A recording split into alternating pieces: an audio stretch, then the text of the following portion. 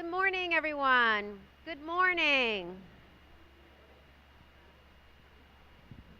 Thank you for coming to our last day of the Course Design Institute. We know that many of you were very busy over the last couple of weeks using Schoology. I saw lots of great communication going back and forth. So I'm glad that that was a great tool to keep you connected to your group members and keep you working on course design. So again, thank you again for coming. The Center for Student Success is delighted to have you here. I think I mentioned this to you the last time, but this will be my last event as the executive director. So it's a great kickoff event for me. I mean, I shouldn't say kickoff because it's not really the right term. It's a great way to end my tenure as the executive director because I love teaching and learning. So I'm just so thrilled to be spending my day with faculty from across the state. So thank you all for being here. So let's just do a quick overcap of what we're going to do today. Again, I want to thank our funders one more time because without their generous funding to support the work that we're doing, we would not be able to do that. So let's give them a round of applause. Absolutely. So PSE&G Foundation and Prudential have been key in helping us, really elevate the work that we've been doing across the state. So they've been supportive of not only events such as this, where we're all together networking and collaborating across the state, but also they have been generous in providing funding to provide consultants to help your colleges engage in institutional reform efforts. So it's been really exciting. Also want to thank our facilitators once again. As you know, they've been working with you at your tables here the last time and also in the online environment in Schoology over the past couple of weeks. So if we could please give them all a round of applause for their work as well. Excellent, thank you. Okay, so just a reminder of what the learning outcomes are for the entire institute. So we hopefully have accomplished some of those, and by the end of today, we certainly hope that we are in good shape at accomplishing all of them. So we do think that you're going to be able to identify assessments that provide good evidence of whether or not students have achieved the learning outcomes for the course. And we're going to spend a little bit more time this morning on that because we know that there's, that's a very big project and we want to give you some more in-person collaboration time on that. We also will have an opportunity today to talk about teaching methods, and that'll be a great, just kind of time for you to think about what teaching methods really work and for whom and when and how do they best align to the learning outcomes in your course. And then the third learning outcome is for you to create a new syllabus. I don't expect that to be done today. I know I have some high expectations, but that's even a little bit too much for one day. But we do expect that you walk out of here equipped and ready to be able to engage in this process throughout the summer, so that when you walk into your fall semester, you're walking in with a nice, fresh-looking syllabi that communicates the backward design of your course. And then we really want you to take this message back home to help, increase the benefit of this workshop goes above and beyond just the folks that are sitting here. But when you bring this back and you have dialogues with your colleagues on campus, that really will help, I think, many other faculty across your institution better support students. So we do hope that you bring that back. Okay, so let's, kind of revisit where we were at. The first day we really focused on understanding what backward design is, kind of the framework for that. We spent some time also thinking about how do students learn well, and then talking about formative and summative assessments.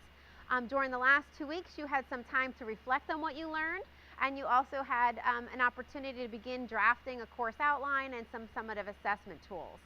Today, we are going to address teaching methods and designing a motivational syllabus, but we will first spend some time in the morning on the assessment piece again, because that really is such a critical element. So let's take a moment to talk about what we're going to do first this morning. We're going to give you some table time. You're going to have about an hour at your table, and the primary goal is, and some of you have accomplished this already online, but some of you didn't quite get there, and that's okay. I know it's a very busy time of year. So what we want to do now is make sure that we're all kind of on the same page. And what we're hoping is that by lunchtime today, electronically, we have student-friendly summative assessments for your discipline. Perhaps at least one per table or one per discipline if you have several disciplines at your table. So what we'd like to have is at least one summative assessment that is student-ready. What do I mean by that? I mean that we have created a great assessment that is linked to our learning outcomes. It has to be linked to at least one, could be linked to all or maybe a handful of them depending on what kind of assessment you choose. And that document is ready to give to students. So think about creating it in a way where you are able to give this to a colleague and say, look what we created. We created this great assessment, and you could borrow it and tweak it if you want. So the idea is that we're creating some resources across the state that can be utilized by folks that go beyond this room. Now, what I'd like to do is when you upload that to Schoology, I have a flash drive if you'd rather give it to me that way. As long as I get an electronic copy of it today, that's really what I'm hoping for. Preferably, I'd love to have your names attached to it, and then a notice about whether you would want your names attached to it as we share it. That way, we may share it. We're not sure exactly the way that we're going to do that and how we'll end up sharing this across the state, but we want to be able to know what it is that you have created, who created it, and then whether or not you want it to be anonymously shared or whether you want credit for creating it and having that on there as well. So the primary goal is a summative assessment. Now, what do I mean by summative assessment? Let's just make sure we're all on the same page with this. That means a big assignment. So as I mentioned to you last time, you're trying to usually identify 1 to 2 major assignments.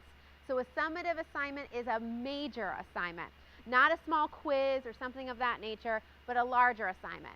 Now, one of the most popular types of a summative assessment is an exam. I am going to ask for you not to use that one for this purpose because we want to kind of be more creative and go above and beyond the traditional exam.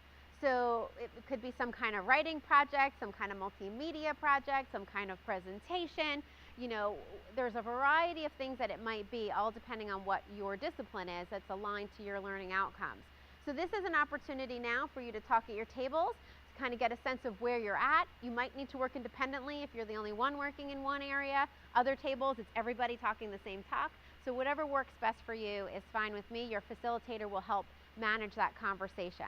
We'll have until about 11:10, and we'll come back together, and then I'll be talking with you about teaching methods. So before I move on, let me ask, are there any questions about the task for this morning?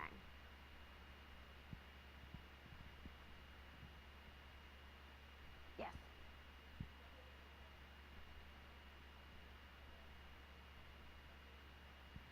So this is a great question. So the question is if the summative assessment is connected to something else that might come earlier on in the semester, do I want both of those? I would love for the summative assessment to have the formative assessments too. I just don't want to make you go crazy. So if you're able to identify the summative assessments and linked formative assessments, that is perfect. But if you can't get all of that done today, we want at least the summative assessment. And everyone remembers, like, the formative assessments would be the smaller assignments that build into this bigger summative assessment. So again, student ready means it's in a format that you could hand it to a colleague and they could use it in their class. You know, you could hand it directly to students and they're ready. So it's clear enough that everything that was up in your mind about the assignment made it to paper, you know, and is very clear about what the purpose is of the assignment, what the task of students, what they need to do, and how they'll be graded on it. So all of that should really be included. And I would like to also know which learning outcomes it's associated with. So make sure you indicate that as well. Other questions? Yes, John.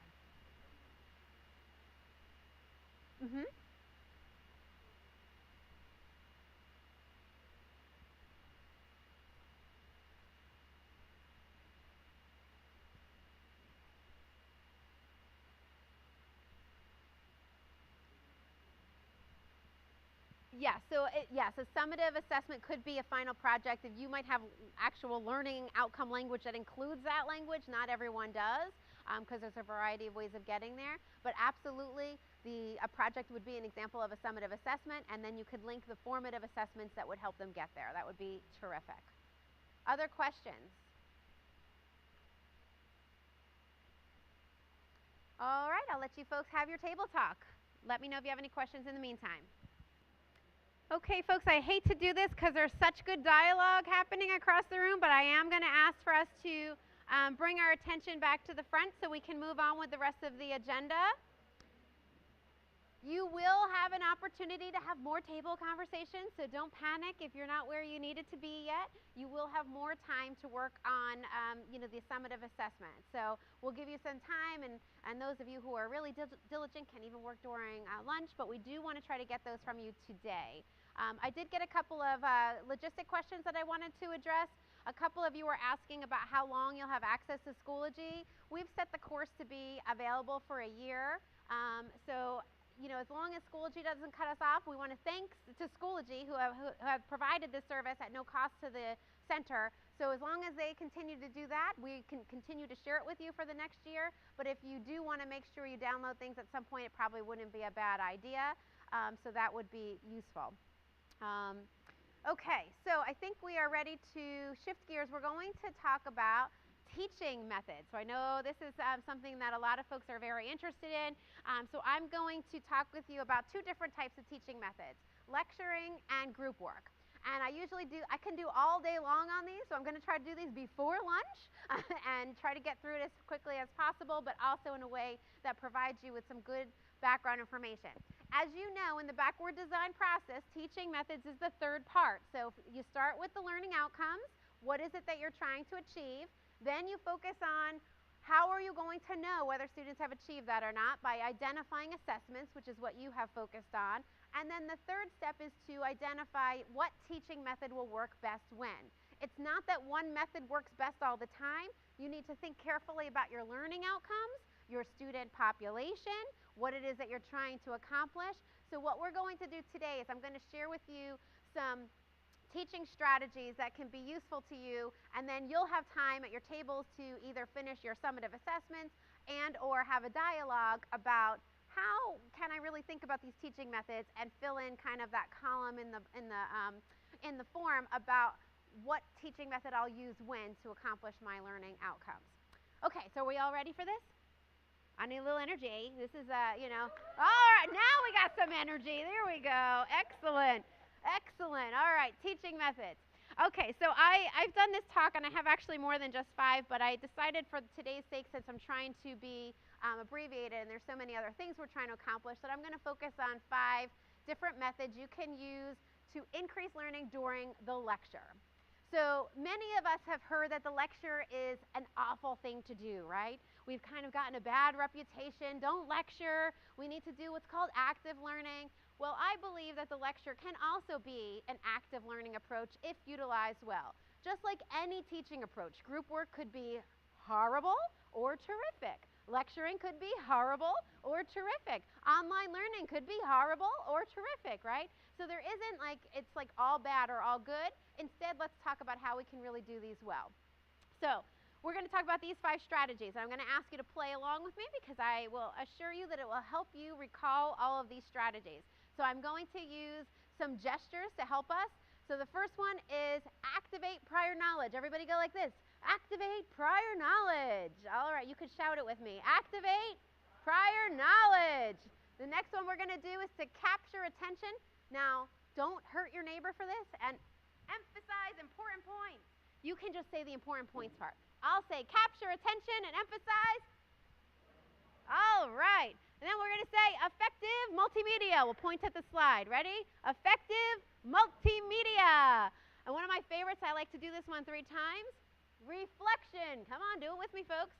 Reflection. And one more time. Reflection. Another favorite of mine that one of my students helped me come up with this gesture is retrieval practice. It's a little tricky with the microphone in my hand, but we'll try it. Retrieval practice. All righty. Now, this is how we have all bonded. So when you folks see one another at a conference, an event, a state meeting, you just go like this, and you will know that you've been together at this lovely event called course design. So let's talk a little bit about each strategy. The first one is activate prior knowledge. All right, so let's talk for a moment about how does learning happen. It's an incremental process. So we build on prior knowledge. It's not like your students are coming in empty. They have prior experiences and knowledge that will help them learn your content. Sometimes they know more than others, so they might know a whole lot about your discipline, or maybe they don't know very much at all. But either way, they will probably at least have some personal experiences that you can pull at and help them relate to the prior knowledge. So it used to be in psychology, we used to think about memory working in a linear fashion. I think I talked with you about this the last time we met, where information comes in through our senses. It used to be called short-term memory, that it stayed there for a few seconds, And if you were lucky and you were active, you got it to move over into the long-term memory bank. And it was very one-directional. Well, that is not really the way that memory works. It's very much more an interactive kind of process. And the key is that everything that has happened before influences that process. So our prior experiences actually influence what kind of information comes in through our senses, and most certainly impacts what happens during what's better called working memory now. So when you are learning something new, what happens is you go like this, and you're like, do I know anything at all related to this? And then you start grabbing onto that content, and that makes it easier for you to learn the new material. So we're constantly searching, and you don't even have to say, wait a minute, I have to think about what I need to, what I know about this. It just happens naturally. I'll give you a quick example. If you met someone at this Course Design Institute who has a name that's similar to maybe a friend or a family member, chances are you remember their name easier than someone else at your table that maybe you don't recognize that name and you don't have a prior knowledge point to connect it to. So you connect it to, oh, this person's got the same name as my relative so-and-so. That prior knowledge helps you retain that new information that you just learned the person's name at your table. So it's really important for us to understand that prior knowledge matters, because then as faculty, we can be intentional at increasing the prior knowledge activity before introducing new content. So we do this quite naturally. When you say, remember last week when we talked about this, right? You're trying to bring that back up for our students. And you do it all the time. What I'm going to encourage you to do is to do it in a really intentional way. So instead of like kind of haphazardly having it happen, be intentional as you're planning your lessons about, when do I need to activate prior knowledge? What kind of knowledge might I need to activate? And things of that nature. So I'm going to do a very quick turn and talk. You're only going to get about a minute, minute and a half. I do not encourage you to talk to your whole table, because you won't all get to talk. So I'm just going to encourage you to talk to one person or two people near you. And I want you to share a strategy that you either currently use or a strategy that you could use to activate prior knowledge. 1 minute. Go. Okay, folks, I'm sorry, but I got to bring you back. So everybody come on back. Here's my signal. All right. So I'm actually not going to have you report out for the sake of time, and I think it's important for you to know that every time you have your students do a quick turn and talk or get engaged, you don't always need to report out to the whole class. So we're going to skip that, but I am going to share with you one of my favorite activities I use for activating prior knowledge. All right. It's called what I like to call dusting off the cobwebs. So what I do is at the beginning of class, I usually do this once a week. I often do teach once a week, 3-hour classes, so it works out nicely that way. But if I teach twice a week, I usually will pick one day to be the dusting off the cobwebs day. And I ask students to partner up with somebody in class and to try to recall everything that they can remember from last class without looking at their notes. They get about a minute, minute and a half or so for it, so not a really long activity. So I'm activating their prior knowledge. Then I tell them to go ahead, pull out your notebooks, pull out your books. What did you forget? And all of a sudden it erupts, oh my God, I can't believe we forgot to talk about this. So another minute, minute and a half. So about 3 minutes this has taken so far. I've activated their prior knowledge. And then what I'll do is I'll call on folks randomly. I don't like to do the cold calling. That's not my style. So I don't usually like to call on students if I ask a question in class, because I know that students have different processing times and may not be as comfortable responding in that way.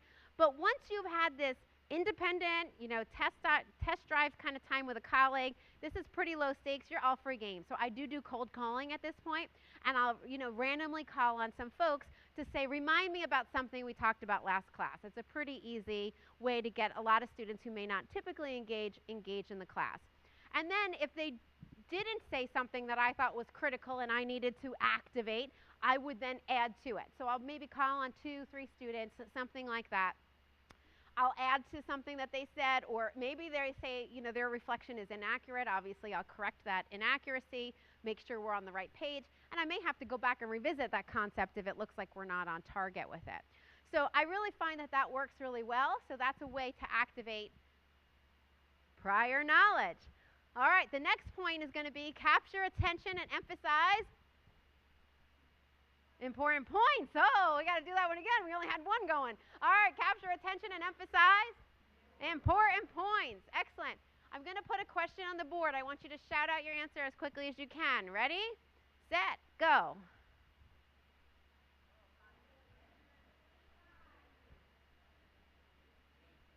Okay, ready? I got another one for you. You ready? Shout it out.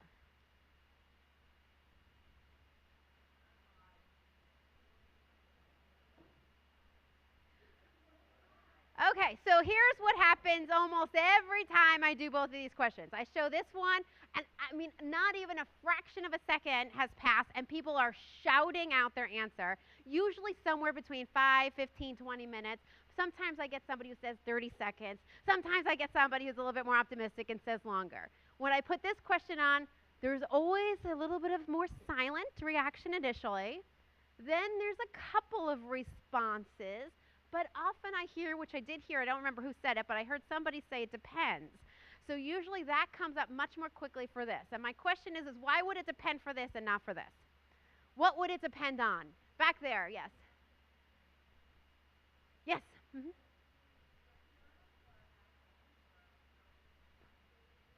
Well, the lecture could be online. It could be in class. It could be, right? Ah, I got you, Margot. Oh, okay, well, the cell phones are on in class. Well, at home they could be on too, right? I mean, all of these distractions could be anywhere for reading or lecture. Let's be honest, right? There was a hand over there.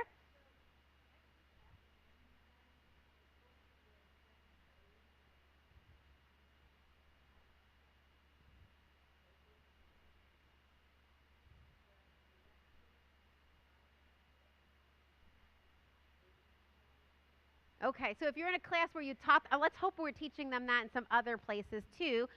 So the idea here, though, is when we think about how long can students pay attention, it depends. It depends on what kind of strategies they have. It depends on what kind of distractions are available. It depends on how interesting it is. Because let me tell you, a very monotone lecture, I could be out in a couple of seconds, never mind minutes, right? It could matter how confident I feel in the material, how invested I am in the material, but this would all be true for both lectures and for reading, right? So there's this myth out there. When I was working with a colleague of mine, Todd Zakreisik, on the dynamic lecturing book, I said to Todd, I said, I have heard repeatedly the idea that every 15 to 20 minutes is like about as long as a student could pay attention in a lecture. I've heard this many, many times at many different professional development events. I said, but I am looking all over. I'm looking high, I'm looking low, I'm looking left, I'm looking right. I can't find the data to back this up. I said, is there something wrong with me? I usually have some good research skills. He says, Christine, I'm not finding it either. I'm like, okay, good. I'm not the only one. Now, I did find a little bit of data. So I do want to share a little bit of data. There's some mind-wandering data out there that does show that students' mind report increased mind wandering the second half of the class versus the first half of the class.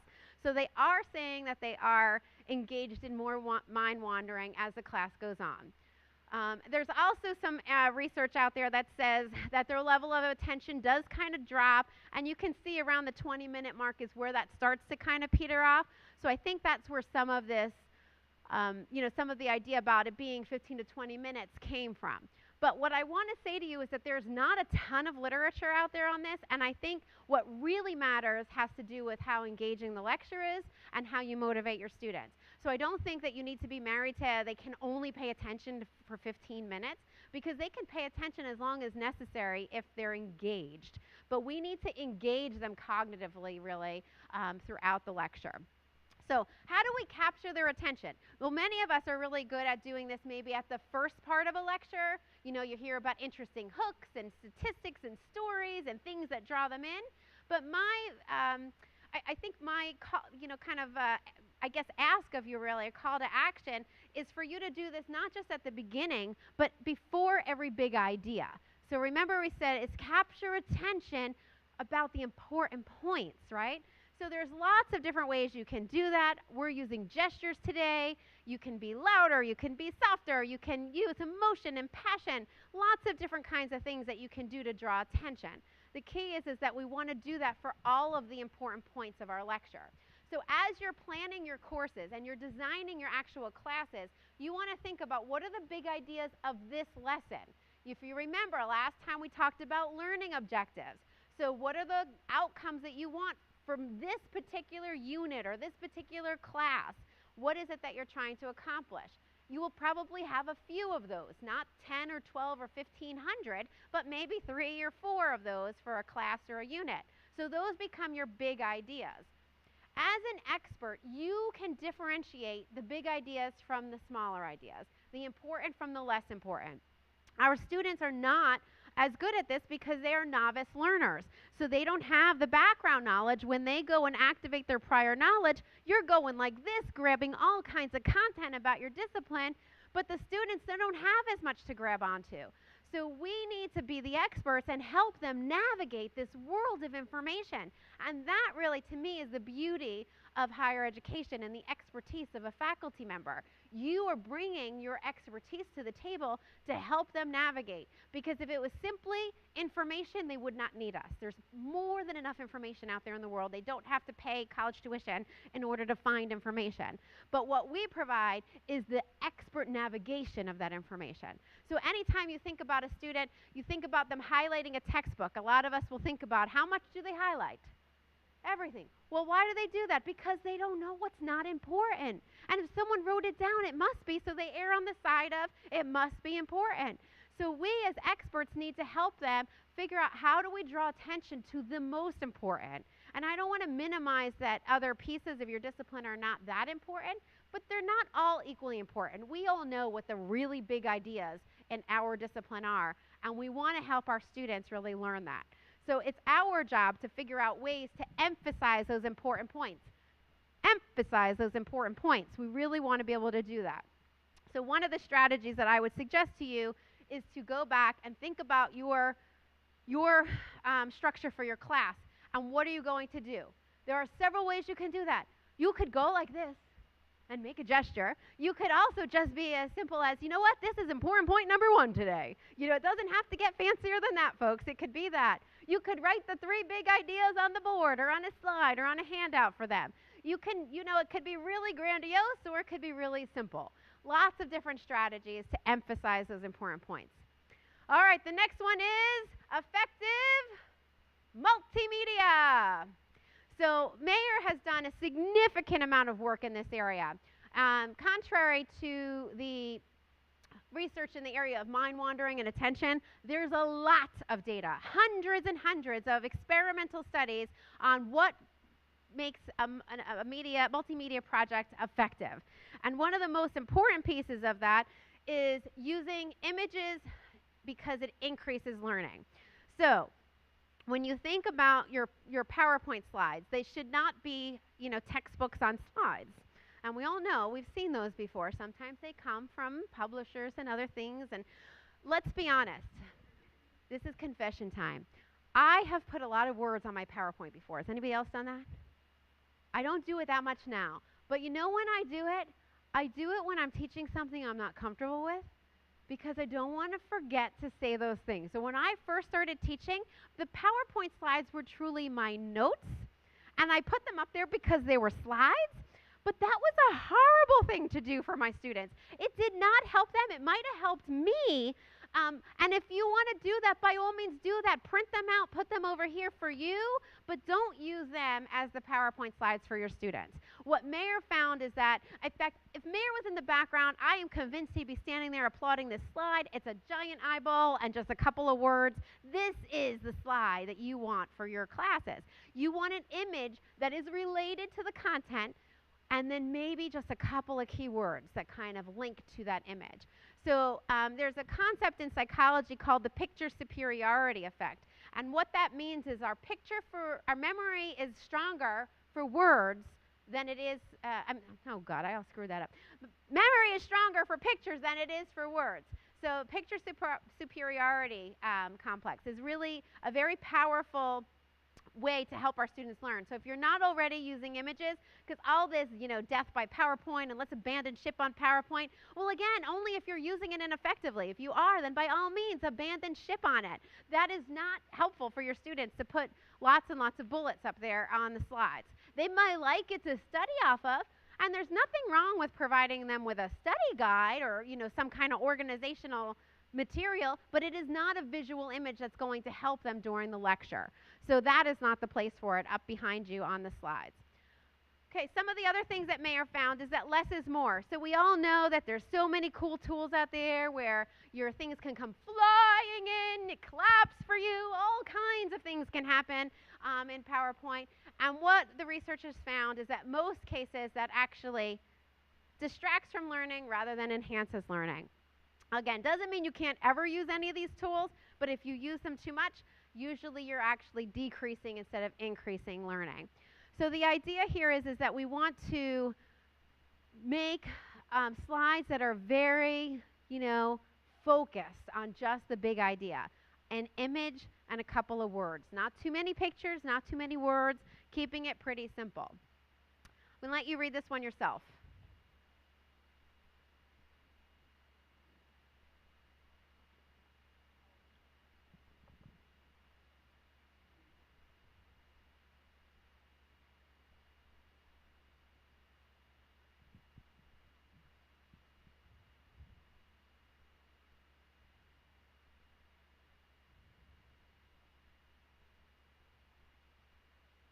Okay, so we've all been in some kind of session where we've been in this experience. So what Mayer calls the redundancy principle, and I nicely wrote the be quiet principle, what I tell my students is it's called the shut up principle, really. Like if you are going to have a slide with a lot of words, you have to shut up. But then I tell them, do you think your professor really wants you to shut up during a presentation? If not, then don't do that. Don't do that. It should be more about you. So if there's a very rare reason for you to do that, then you need to stop talking over the slide and you need to just let them read it. But in most cases, a slide like this is not of value, so you wouldn't do it. So those are the key takeaways really from Mayer's multimedia research. Okay, are we ready for the next one? Reflection. One more time. Reflection. I lied. One more time. Reflection. You folks were a little weak on that. We're going to do that one more time. Ready? Reflection. Now we're cooking. Reflection. And one more time for good measure. Reflection. All right. So there are many opportunities for us to build in reflective opportunities for our students in a lecture. And this is something that I think most of us are not as strategic as we could be with. So we might do it kind of spontaneously when people are looking bored or it looks like you need to, and sometimes that's a good strategy. But what I'm going to encourage you to do is to be very focused. In fact, I'm going to suggest that you use a reflective activity after every important point. You see how that kind of draws more attention to it, right? It's a way to kind of package it. So for every important point. So there are many different kinds of things you can do. 1-minute papers where you just ask students to stop and summarize what they learned for 1 minute. There are other kinds of things that are more interactive. Turn and talks. I already had you do that. What about having them turn, talk, and share and compare their notes? That's another great strategy. Quick quizzes or a 5-paper fast pass, which you'll get to participate in. So I'm not going to share that with you yet because you'll get to do that in just a moment. So there are different ways that you can add these reflective opportunities into your class. Let me share with you just a little bit of research on why this matters so much. So here you can see that what happened in this study is that there were 2 groups. One group had no pause at all. So they were provided with the information and there was no pause. It was like a lecture that just kind of kept going. The other group had 3 2-minute pauses.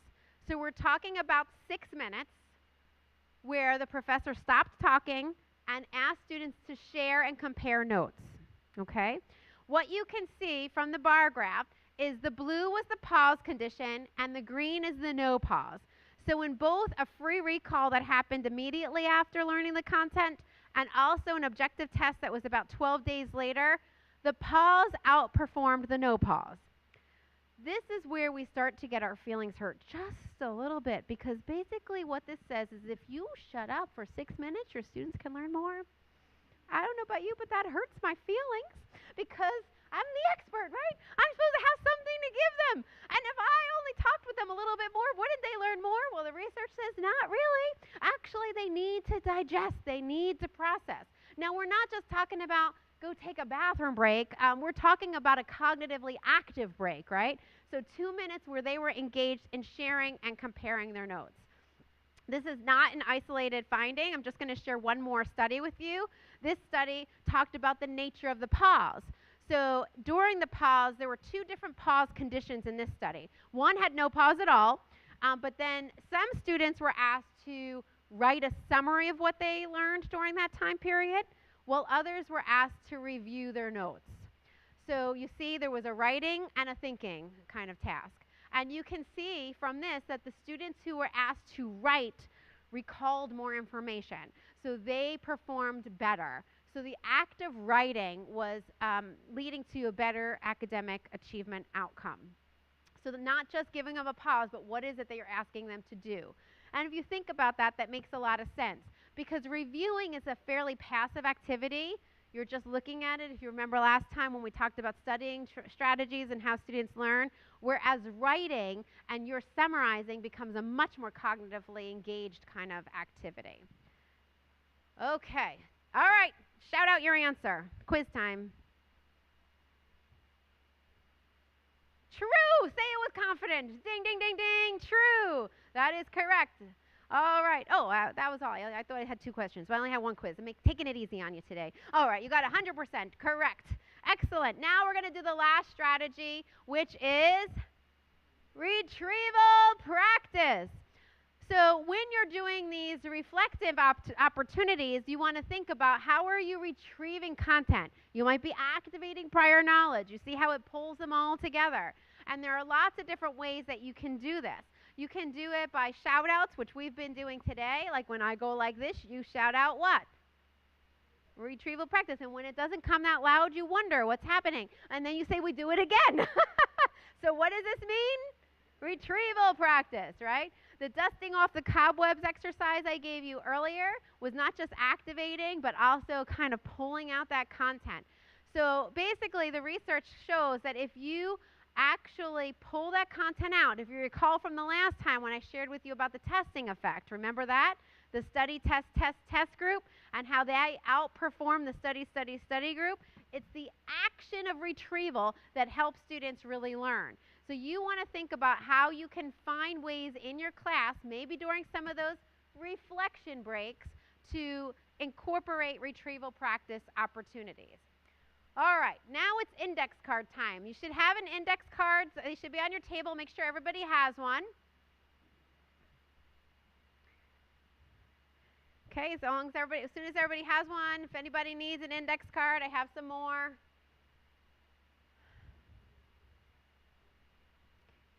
Okay, everybody has one? There you go. You're welcome. Okay. All right, so once you have your index card, I want you on your index card to write at least one strategy you can use to increase learning during a lecture. It could be a strategy we talked about that I shared. It could be a strategy that you already utilize. Do not put your name on it, but please write it in a way that's legible because we are going to be doing what's called the 5-paper fast pass in just one moment. So you have a few seconds to write down one way to increase learning during the lecture.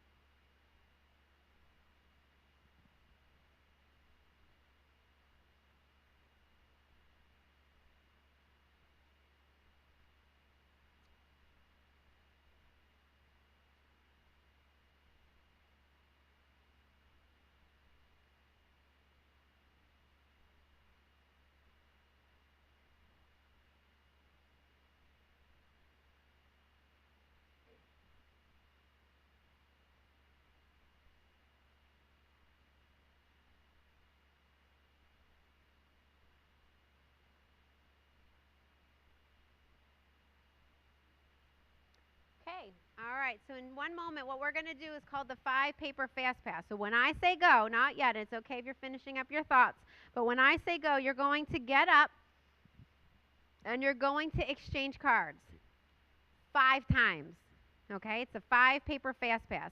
You cannot start with somebody at your table. Ha ha, you got to get up. And then as soon as you do it 5 times, you go back and you sit down, okay? You don't have to read them. You don't have to do anything. You don't even have to say hello if you don't want. You just keep going. 5 times and then back down. Ready? 5 paper fast pass. Go.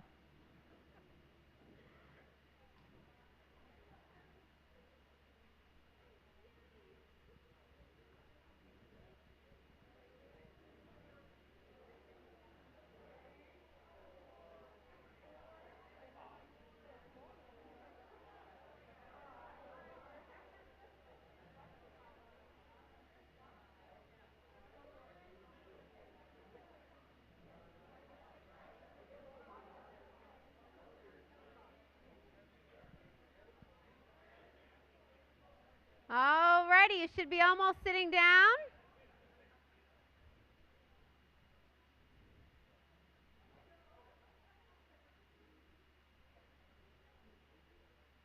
I know, right? I know.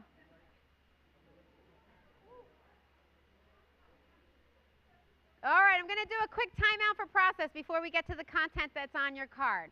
I like to do the 5 paper fast pass. It's a great way to get students up and moving in the middle of class, which is, as you know from sitting in these chairs all day, it's really hard to sit all day long. And we ask our students to sit a lot, and we act like learning happens best if they're sitting still. And actually moving around a little bit actually does help them learn, gets the blood flowing, gets them more active and alert. So that can be a way to help increase their attention. But the other reason that I like this, in addition to that, is it also gives me a chance. Remember I told you I don't like the cold calls, like I don't like to randomly call on folks? Well, now I'm totally comfortable with it because we know it's not your idea. So even if the idea is like god awful, which it probably wouldn't be, but if it was, nobody would be like, oh my God, that's what they thought, because unless you shout out, which happens almost every class, I got my own card back. But if you don't shout that back, nobody knows, and your secret is safe. So even if you ended up with your own idea, it's all good. So I'm going to ask you to share what's on your card.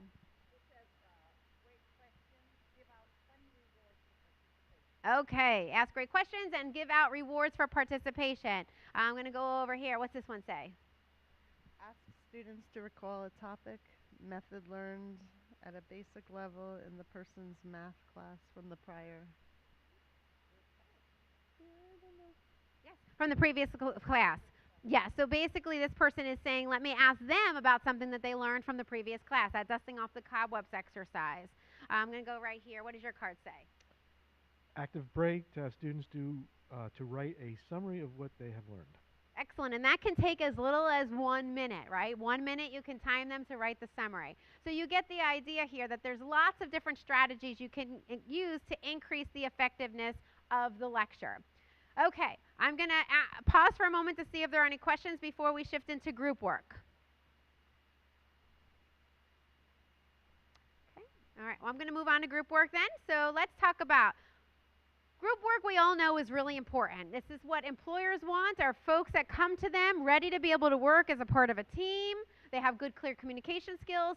So if you have learning outcomes that are skill-based, chances are you're going to want to have students work together for some of that. It might be that they have to work as a part of a team or something like that. If there's some kind of interpersonal skill that you're trying to teach your students above and beyond just knowing content, but you want them to deliver skills, you probably will want them to work together for some kind of reason.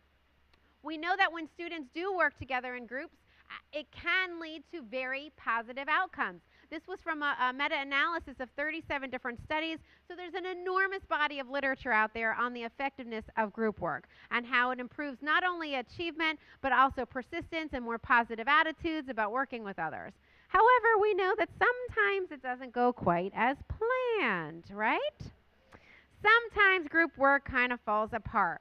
So I don't know about you, but I have on multiple occasions gotten ready to throw the towel in, saying, I can't take it anymore. The complaints I'm getting from students, it's just becoming a nightmare. This is not what I felt like doing. I feel like it's distracting instead of helping learning.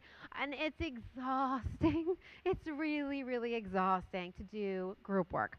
So part of me wanted to throw the towel in, but I'm such a dedicated faculty member. I'm like, no, I've got to go at it again. So I just, I keep going at it and trying to learn different strategies. And I will tell you that my group work has significantly improved when I really looked at the literature about how do I make groups function more productively. Well, first of all, I think we make some assumptions that we just tell students to go and do something and they know how. We don't give them enough training and background. So if we are going to ask them to engage in group work, we need to teach them. We need to show them what does it mean to be effective in a group. So we have to do some of that.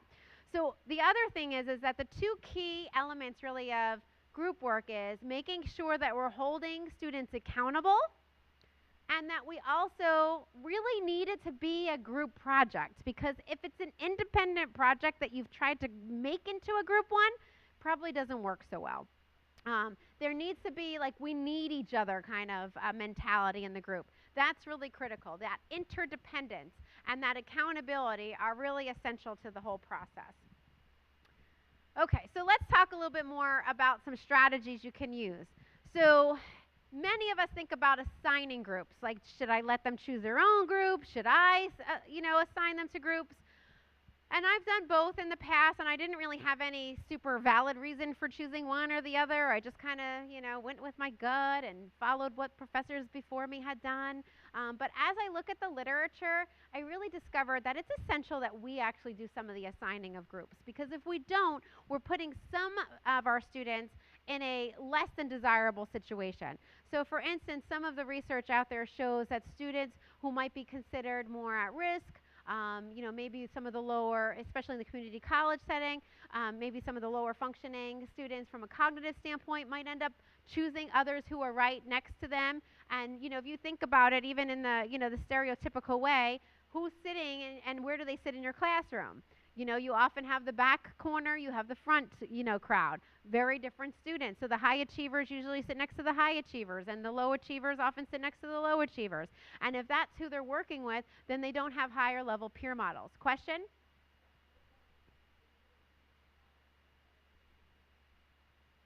Yes. So I think you have to be strategic about that. So what I have done recently is I've identified the topics, and then I've kind of put some parameters around that so I'd have the right number of groups. And then some of that would be for part of it that they'd be working together, and then there's other ways to increase the individual accountability. So I'll tell you about that and just hang on for one moment with that. But yes, there might be times where you have to balance their choice versus groups. You could ask them to, after you put them in a group, to then come collaboratively together with a topic. And here's a list, instead of saying, choose the topic first, and then I'll put you in a group based on that. So there's a variety of ways you can handle that. Susanna?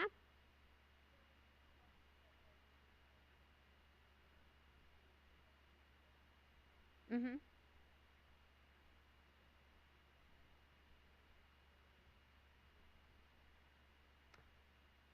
Well, look at this, the next slide.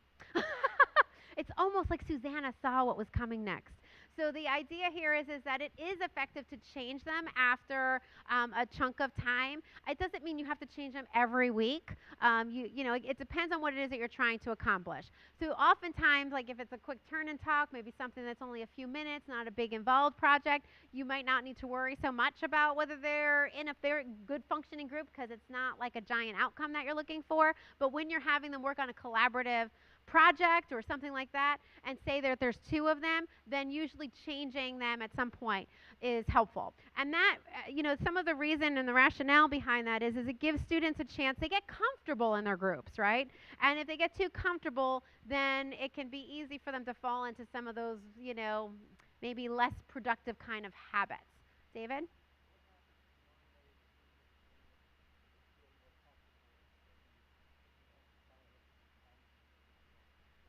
Well, so the question is for non-native English speakers, what if they're more comfortable? I would say that that's not the only group that's going to say they're more comfortable choosing. If you ask students, they want to choose. They don't like when you choose for them. But you know what? College is a little bit about pushing them and making them uncomfortable, because when they're uncomfortable, they have more chances to learn. And when they choose themselves, they're more likely to choose to be with others that are similar to them, and that doesn't help promote critical thinking and diversity kinds of issues. So I say push them outside their comfort zone a little bit, but support them in that process.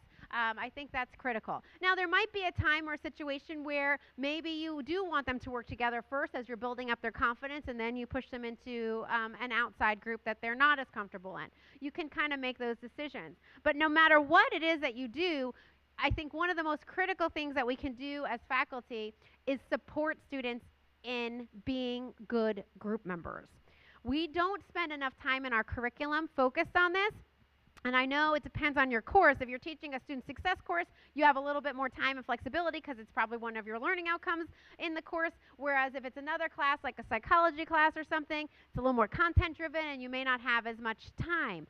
But what I'm saying to you is if you don't encourage students to take advantage of some kind of learning, whether it's an online tutorial, whether it's in class, you're probably not going to get the desired outcome. In fact, I have gone so far that I have found it to be so incredibly helpful to have students do some of the group work in class, just because also of their schedules and the demands on their time, that I really am using a lot of in-class time for groups. And then that way, I can be there to support them with that process. Yes, Arlene. You know, the ideal sizes that you see out there usually are in the 4 to 6 range, but it does depend on what it is that you're trying to accomplish.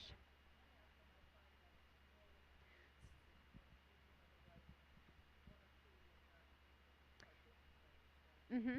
Yep. So you want to manage that. So the question on the table was the size, and I think like a lot of literature kind of points to 4 to 6, but depending on what it might be, I mean, partners are a good strategy too, just two. You can have smaller groups depending on what it is that you're trying to accomplish. I think we all know what happens though is that when students drop out and end up stop coming, we want to make sure that the group can continue to function, even if a student for a personal reason or something isn't able to complete the course. So we do want to be careful about that. We know that group training actually works. So when you train students on how to be effective group members, they actually are then effective group members for the most part. So we want to spend time training them. And again, I've been using a lot of my in-class time for that purpose. It also increases the accountability. People are less likely to show up and not have done their homework, so to speak, for that group project if they know that that you're going to be walking around the room watching what they're doing with their group work. So really have found that that's been quite effective. Yes, Gerard. Yeah, the spacing issue. So the spacing issue is tough. You know, sometimes we're in these rooms that are not conducive to the collaborative group work. I would say to you, be campus champion to try to, increase the active learning kinds of spaces on your campus, but you can do it in that kind of setting. They just kind of have to turn, and sometimes I have them even just standing up to do some of their group conversation, or spilling out into the hallway, or some of the other areas, and kind of where you can still circulate and monitor and watch them.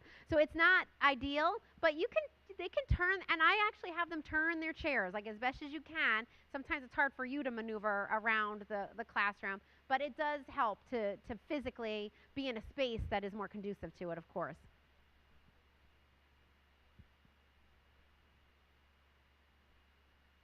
Well, if you assign them and you say group 1 come over here, group 2 go over there, right? I mean, you could do that. You don't have to say turn to your neighbor, like just turn your desk around. And you don't have to let them sit where they're sitting either. I mean, that's another thing. You could say I need you folks to move and here's how you're going to sit today. So we're doing a different kind of activity and I need you to be interacting with different students. We're going to be doing this maybe every 3 weeks.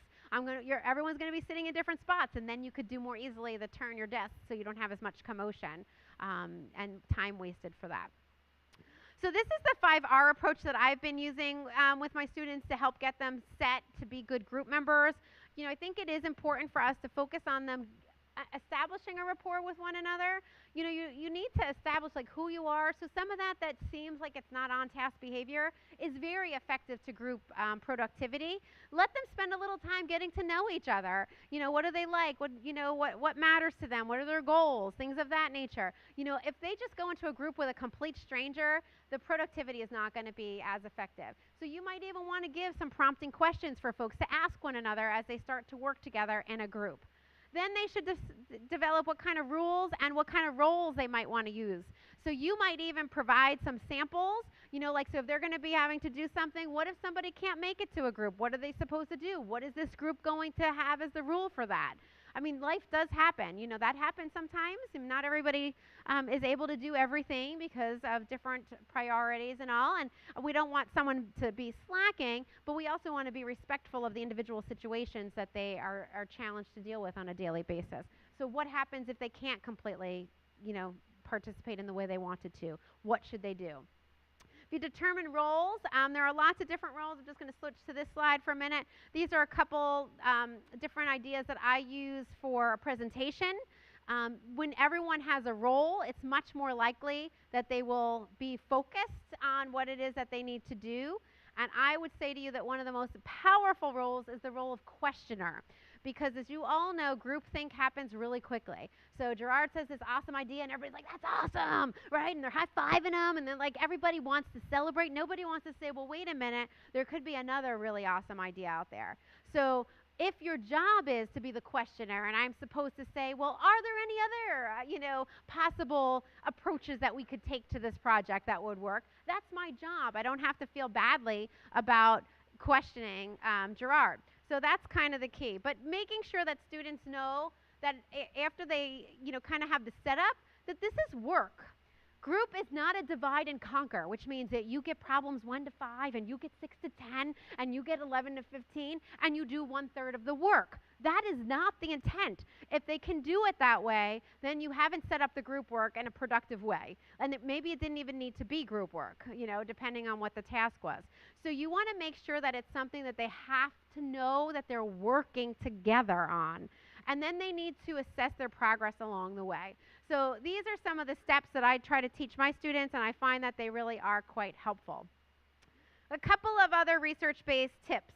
One is that if you give students an individual project first before asking them to participate in a group, they're much more likely to have, kind of confidence as they approach their group because they feel like they have something to contribute.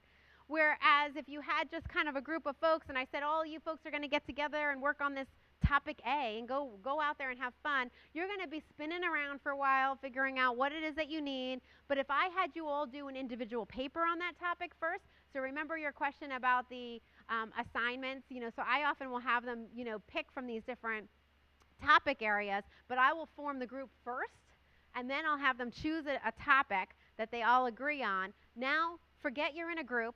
Go do an individual paper by yourselves. Then after that piece is done, I'll put you back together in your group, and now you're going to work on the presentation. So now I've linked some of these individual assignments with the group projects. And I think that that really does help students be much more productive. The other thing is that you want to focus on giving them the background knowledge that they need. I think groups go bad sometimes because students don't know enough and they're floundering with that discovery-based, inquiry-based kind of approach, which can be really effective, but when their background knowledge, when they go to activate and it's really limited, they don't have a lot to work off of, and they might actually be spinning their wheels in the wrong direction. And you don't want that because unlearning is more challenging than just learning. So you don't want them to be going down that path where they're really getting kind of, down the inaccurate and traveling a way you don't want them to travel. So making sure you're not throwing them into group work too early, having a strong background knowledge. So the lecture might come in handy for the background knowledge, especially with some of those lower level Bloom learning outcomes. And then as you're trying to climb that pyramid, you might need to shift from the direct teaching methods and lecturing to more group kinds of activities. This was a great one. So at one of the Lilly Teaching and Learning conferences, I ended up sitting next to Barbara Millis. I had no idea I was sitting next to her. I just go and sit next to people and start chatting up with, breakfast talk with them. And it turned out that she was Barbara Millis, and she's written a lot on cooperative learning. So this is going back a number of years ago now, and I'm just like, oh my God, I'm sitting next to you. Do you mind while we're talking breakfast that we talk about groups? Just tell me, what's the most important thing, little nugget of information that you would share with me since we only have a few minutes before a session starts. And she says, here's what I love. I love this approach. I have a group presentation, and I don't let them know what they're presenting until the day of the presentation. Not topic-wise, but which part of it. I said, what do you mean? She goes, well, you know how they do a presentation, and then they divide and conquer, where I'll take slide 1 and 2, you take slide 3 and 4, and I'll do 5 and 6. Well, she's like, there's none of that in my class. She's like, what we do is I tell them that they all need to know the entire presentation, because on the day of the presentation, I'm going to say, you're getting slides 7 and 8. You thought you had 1 and 2, but no, it's 7 and 8 for you. And you're going to get, slides 5 and 6, or so on and so forth. my eyes popped out of my head. I was like, oh my God, that's wild. That's crazy. I'm like, and that makes me nervous as the faculty member. So what is it going to mean for our students? I'm a counseling psychologist by background. I'm not sure this is really a good idea. This is going to make them an anxious mess. And she's like, oh, it's fine. It'll be okay. So I go and I try this out in my class. Well, my students were an anxious mess. They were like so anxious. I was trying to help them see the light that this is a great opportunity to work collaboratively with one another, but it wasn't working the first time around, I will tell you. But I didn't give up and I tried again. So now I tell my students something different. I tell them instead, because it feels a little punitive the way I was communicating that. So instead, what I said to them, I said, here's what it is. Here's the deal in this class. You all have to do an individual presentation at the end, but I'm going to give you a support team that's going to help you create that presentation. And on the day of the presentation, I'm not even going to make you do the whole thing yourself. You see how that's the psychologist in me, right? Now, I will tell you, they still have anxiety, but the truth of the matter is that learning lasts. Anxiety is normally temporary, at least around this particular issue. So they did cope with it. And the students love it because you know what they really learned really quickly is they don't need to worry about if so-and-so didn't show up, the presentation shall go on. We are all ready. We don't need this person to show up, and if they don't, they don't. The other thing that they really appreciate is that I really focus a lot on individual grades as much as possible with group presentations. So that, to me, I think has also been a key issue. So a couple of closing remarks on grading, and then we will be breaking for lunch in a few minutes. When we think about grading, I think that's the biggest nightmare with groups. How do you do it fairly? What's the best way to really accomplish what it is that you're trying to accomplish? And I have found that in most cases, when I grade as a group, the grade has no reflection at all on whether the students in that group actually achieve the learning outcome. And that's wrong. That's not the way it should be. You should make sure the grades are telling the story of whether or not a student has achieved the course learning outcomes. So if that part is missing, then the grading system isn't functioning well. So one of the things that I think is important is that we don't need to grade everything. And when we do grade, I've been leaning a lot more on individual grades for a few reasons. One is I think they better tell the story. The second reason is there's some research out there that group grades actually increase negative interactions in the group, which is not the goal. My goal is for positive interactions. So it's really kind of important. Now, I always get this question, what about asking people, telling them that they can fire their group members? And they're like, that's like what happens in real life. I'm like, is it? Because I have yet to been able to fire a colleague of mine, that's not the way it actually works, And I'm sure we all have some kind of colleague somewhere we would like to fire if we could, right? Yes.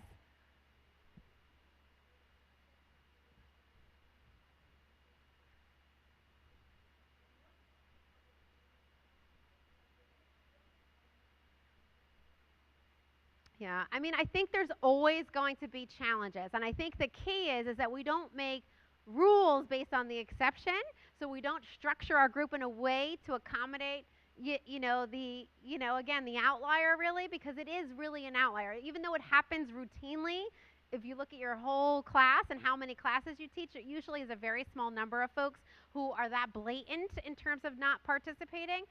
But that's true no matter whether it's a group project or, some people just blatantly don't show up for an exam or other things too. It's not just that. So I will always have individual conversations with those students to try to find out what is the cause. Is it social anxiety that's kind of causing it? What is it about this group project that you don't feel? Maybe it's low self-confidence, self-efficacy. What can I do to build that up then to help them contribute? Trying to be more specific about their roles and the importance and the value of their, piece. But I say all these things and I know that still doesn't always work. So there is no perfect answer, I don't think, for dealing with that. But I think the beauty of that is that when you individually grade, that person doesn't bring down everyone else's grade. So if they didn't show up, they're not going to get a good individual grade, but the whole group is going to be okay. So, all right, and that's kind of it for group work. So any other questions about group? Yes, Phyllis. Yes. Strategy that I like with group work is that you give everybody a group grade of, let's say, it's 75%.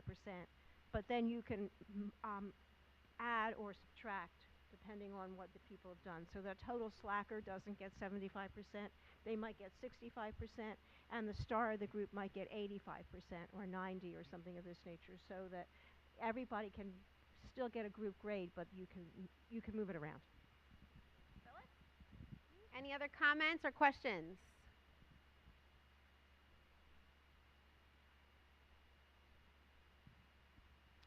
Yes. What was the question? Must you? The question on the table is, must you absolutely use groups? Are you in math? Yes, you are, aren't you? I like the absolutely. I picked up on that. That's my context clues, English people. So the answer is it depends on what your learning outcomes are, right? I mean, it really depends on what it is that you're trying to achieve. And then, so that's going to be the next set of conversations that you're going to have at your table is what are the best teaching methods? And I just, obviously broadly talked about lecturing and groups. There are a variety of other kinds of teaching methods out there, online discussions, I mean, so many other things that you could use. But the question is what works best for what purpose and for whom? So you really want to think about who it works best for. Lectures are usually best for novice learners that don't have a lot of background knowledge. Don't throw them into a really complex group situation when they don't have enough knowledge to use to do that. Experts, on the other hand, often prefer group opportunities because they have that background knowledge. I had a lot of resistance to group work in a math class until I brought in a pyramid to show them how you best learn, and the best way to learn something is to teach it to somebody else.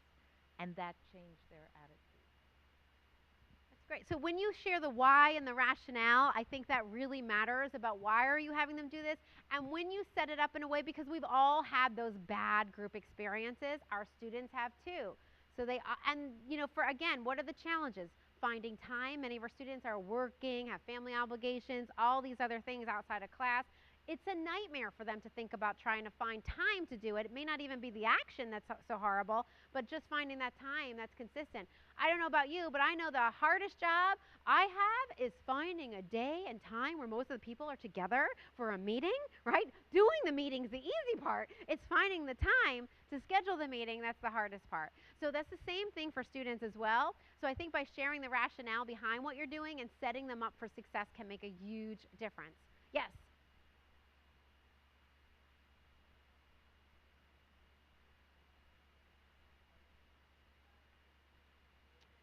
Mm-hmm. Etc. So if they're having issues where they can't meet on campus at the same time, I try to suggest that they try to do like an online, either just through like any sort of cloud-based, if your school campus has it, 365 Drive or not, or Google Prezi, that they can still come together as a group and work on pieces. And now there's all sorts of resources out there that they can do with their phones and stuff too, that they could be not instant messaging, but the equivalent of, Slack or whatever they want to use. There's other stuff out there they could be using to make a group, even if they can't be at campus at the same time. Excellent. And actually, that's a good skill because many of the careers out there need you to collaborate with folks who may be in different time zones, very different time zones, and you need to collaborate. So I think that that's a good skill, is to help them learn to use those online tools effectively. All right, well, I think at this point what we're going to do is I think we'll take our lunch break. So we will break. Before you get up, though, let me just tell you what's happening in the afternoon. I do want to get back started at 1. So if you want to work during lunch a little bit still on those assessments, if they're not quite student ready, you could go ahead and use it time to have a working lunch. We will give you a little bit more time this afternoon to work on it as well, but we really are hoping to walk out of here with some student ready documents. Again, it also is really helpful for me to share that with the funders to see some outcome products so that we can continue events like this in the future. So even if it's not perfect, we are going to want something from you today, and then if you want to tweak it more and send it back to us, that's great. This afternoon, in addition to that, you will also have a chance. I'll be talking a little bit about the syllabus, and you'll obviously won't have time to do that today, but you will have time to revise that, and if you want to send that our way as well, that would be great. So lunch is out there, and you can go ahead and see Donna if you had any dietary restrictions, or Patty McMahon who's out there, but go ahead and help yourself to lunch. And facilitators, I will want you folks to come over to do a check-in if you don't mind. Thank everyone's attention. bring you back to the front, please? That would be awesome. All right. Oh, you know. You have an outcome of it, too. I said, and you made an outcome, too. You revised your syllabus, right? Yeah. I know. All right. So are we ready to rock and roll? Is everybody ready? Woo-hoo! All right. We've got a little energy in the room. Sounds like there's energy going on outside, too. All kinds of stuff. All right. First, before I make an important point, I need to capture your attention. So is everybody over here giving me attention? All right. Excellent. All right, so we're going to talk about designing a motivational syllabus. So far you've had lots of opportunity to talk about your course and how you're going to design it. The syllabus is an opportunity for you to share that design, right? So we're going to talk about how can you create a syllabus that is motivational. So the first thing we're going to talk about is, what is the purpose of the syllabus anyway? So why do we spend time at the beginning of every semester working on this syllabus before we bring it to our students? What is the purpose? Who wants to share? Yes, purpose. It's a way to communicate expectations. What else? It looks like a legal document, but actually what looks like a legal document actually turns out it is not a contract. So actually what happens is we all view it that way, and it actually ends up being very long, like legal documents with lots of information, because we are communicating our expectations.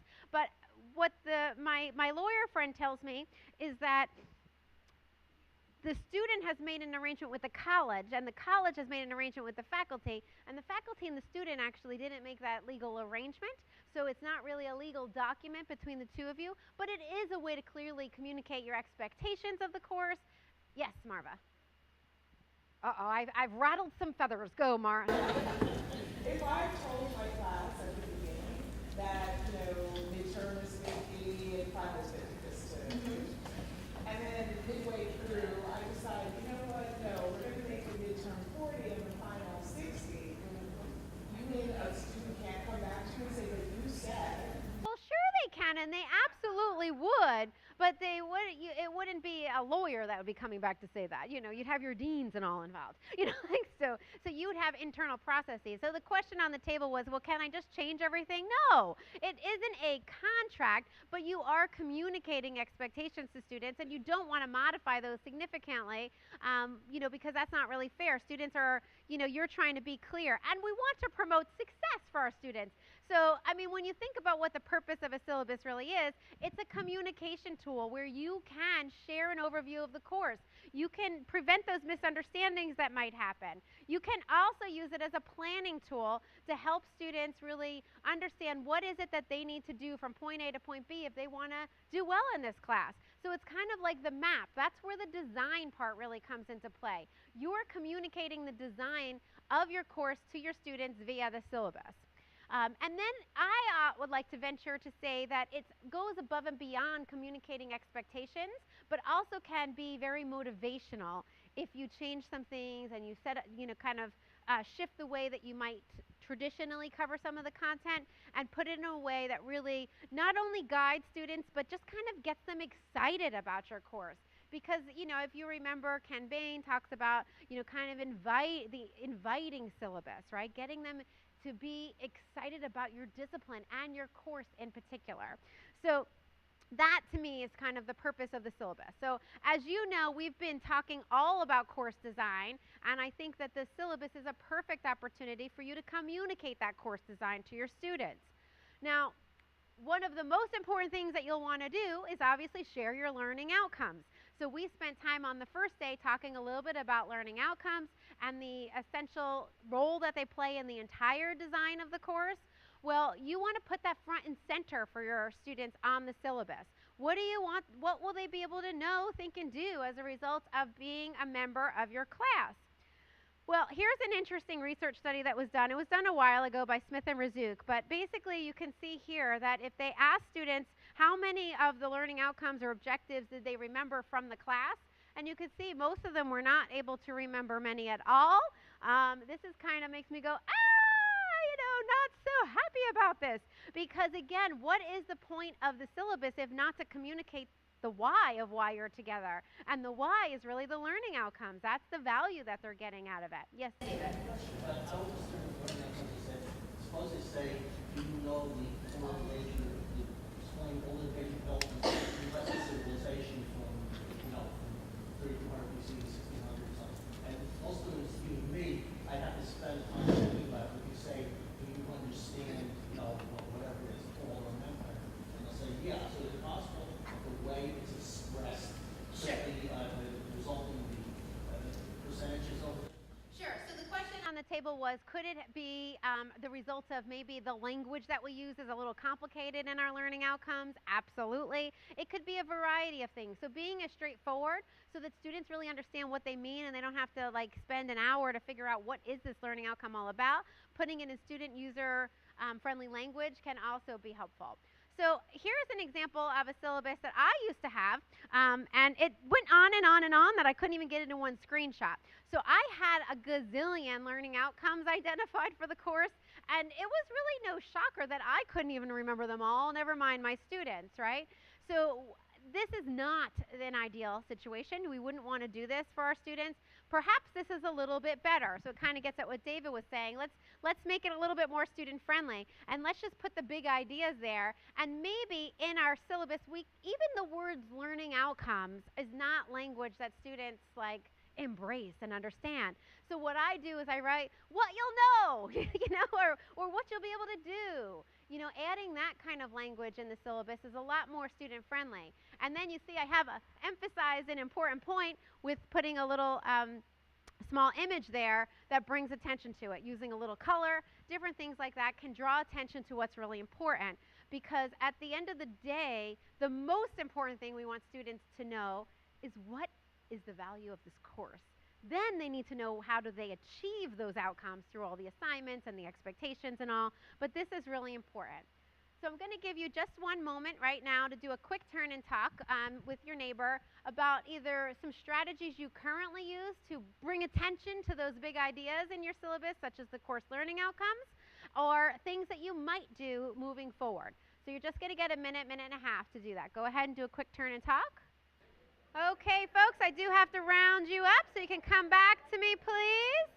If everybody could bring their attention back to the front.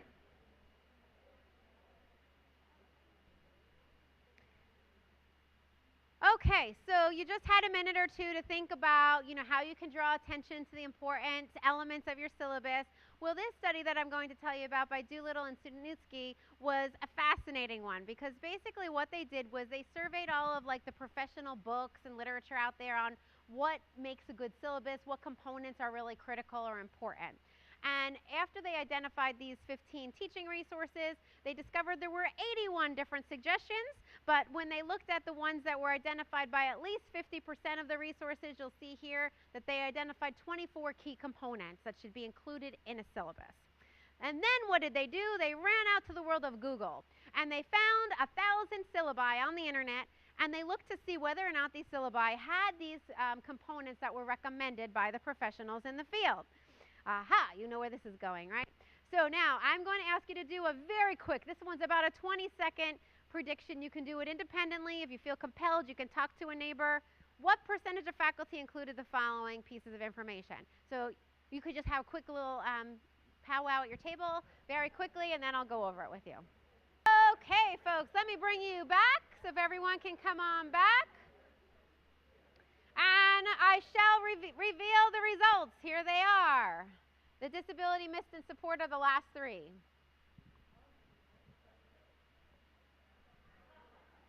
Now, I will note that we don't apparently always put our name or the course name on there either, so I'm not really sure why, but that's kind of problematic in my opinion, just a tad bit. Yes?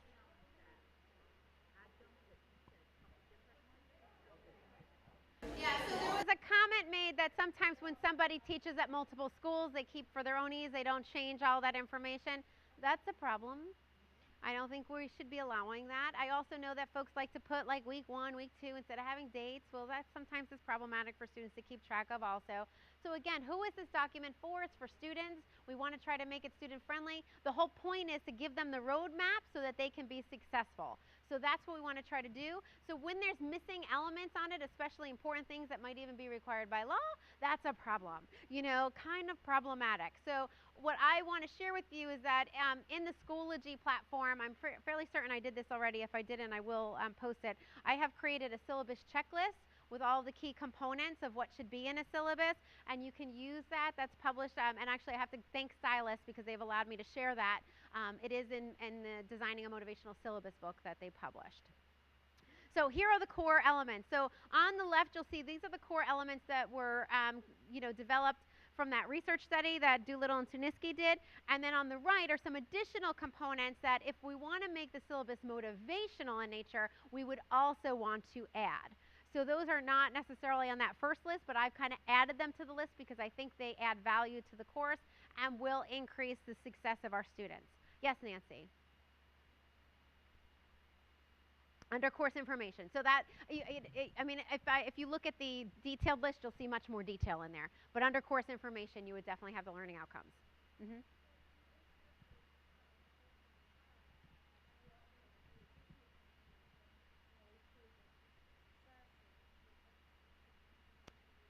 So the question is some of what you see on the right-hand side might be things you normally do on a first day of class kind of activity, and I think that's terrific.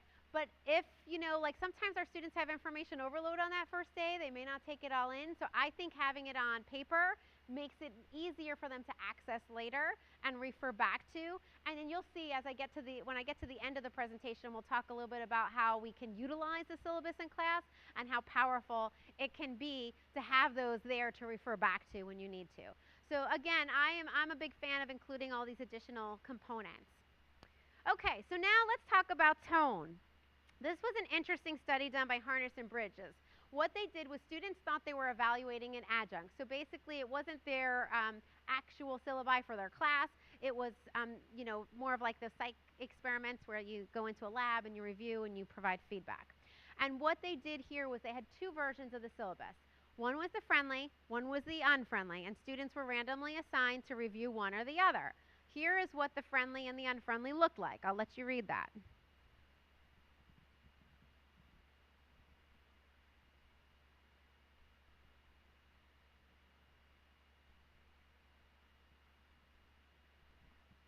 So my first reaction was, wow, the unfriendly looks very much like my syllabus, and I don't think it looks very unfriendly at all. And I would say that it's not really unfriendly. I think that's a harsh term actually being utilized here.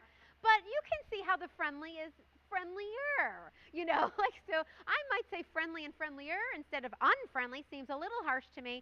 But anyway, you see the differences between the two different kinds of syllabi, right? Well, here are the results of the study. What you can see here is that the syllabus that was friendly, the students thought that the faculty were more approachable and that they were more motivated to teach. So those were some pretty positive outcomes associated with the friendlier syllabus. They also thought it was not as difficult. So the unfriendly syllabus was viewed as more difficult than the friendly syllabus. So when I first read this, I was like, this makes me worried a little bit because I don't want my students to interpret my nice, friendly communication with them to mean that this is going to be an easy class, because my class is not easy. I am a challenge kind of gal. So my class is going to be tough. I don't want them, because if they think that, they're probably not going to put forth as much effort, and that's going to be problematic. So I read this and I started to get a little worried, and I was like, I don't know if I want to do this or not. This could be problematic. Now, here's the thing about me. I know most of you don't know me that well. I'm a glass half full kind of gal. That's who I am. I'm an optimist by nature. Sometimes it drives my husband crazy because I'm always looking on the bright side. That's what I normally do. But during this study, I wasn't really viewing it on the bright side. So I was at this conference. It was actually a first year experience conference. And this woman in the back, you know when someone raises their hand and you just can't ignore them because they're not going to go away? Like, it was like this. Like, so I'm talking about this study and I'm doing exactly what I'm doing with you right now. And she's like, you know, waving her hand like, please, please, please, you've got to call on me. So I'm like, okay. I'm like, it looks like you have something you'd like to say. And I let her say. And she says, what if it's not that they think it's easy, but they think it's doable because you're there to support them? I was like, oh, man, I wish I thought of that myself. But I have to give credit to some person I can't remember the name of at an FYE conference who made me think of it that way. So that actually could be what's happening. We don't know for sure, so I do want to make sure you tread cautiously. We don't want students to misinterpret friendliness as easiness. But when they do think that you're there to support them, they very much could feel like they're much more capable and able to be successful in that class. So here is a cool study. For those of you who are feeling like this is a lot of work because, you know, when you signed up for course design, you know, some of you might have known that this was going to be an enormous task. And others might have been like, this sounds interesting, and then you got here and you're like, oh my God. And some of you have already told me, like they did last year, that I've ruined your entire summer and you will be spending the whole summer redesigning courses. But you know what? Planning, like when you think about designing a course, 80% of it should be planning. So if you put all this front end work in, you're going to be coasting like there's no tomorrow once the class starts. Like it's really only 20% of the work when the class starts if you have a really well-designed class. So I do think that it's okay, even though I do want you to go to the beach and enjoy the summer and all that other stuff, I think it's a really great investment of your time to really design a course well and strategically because it will make your life much more manageable during the semester. So that is a very big added bonus. However, I know some of you are like, yeah, I got way too much beach planned. I can't do all of that this summer. So if you are not able to do the entire syllabus using backward design, but you want a couple of small little strategies to just tweak your syllabus and make it more motivational, I have some that you could literally do in 5 minutes. So this is one of them. So this is a really cool study that was done. And what they did here was they had students who were assigned to one of two groups. Both groups reviewed a syllabus that was exactly the same with the exception of 6 words. So one syllabus had exactly the same content as the other, but added these 6 words. Please come and talk to me. You see how 6 words, that's it. You know where this is going, right? Then they asked students, how likely would it be for you to seek help from your instructor for a variety of reasons? And here is what they found. In all of these situations, students were significantly more likely to seek help from the faculty member. So if you want your students to reach out to you, one very simple thing you can do that will not kill your summer is just add 6 words to your syllabus. Please come and talk to me. Some very simple strategies. So I've been using a supportive statement in the beginning. I try to put a picture on it even, because in many cases the syllabus, they're meeting the syllabus before they're meeting you. So if you're sending out your syllabus prior to the start of the semester, which I personally think is usually a good idea, although some of my students have found it a little overwhelming, but when you add some of the supportive statements on there, I think it really helps. So by adding things like, hey, I'm excited about doing this. You know, I want you to come and talk to me. Those are things that really do matter and do help your students engage with you. All right, so what other kind of information can help students become more excited about your class? You know, what else can you do to motivate them with this document that often seems so boring to just change the dates? And if you're like me, I always make a mistake when I'm like trying to copy and paste things, and it always gets into a kind of a problem, right? I'm glad I'm not the only one. That's good, Maureen, thank you. Yes, over here. Mindy?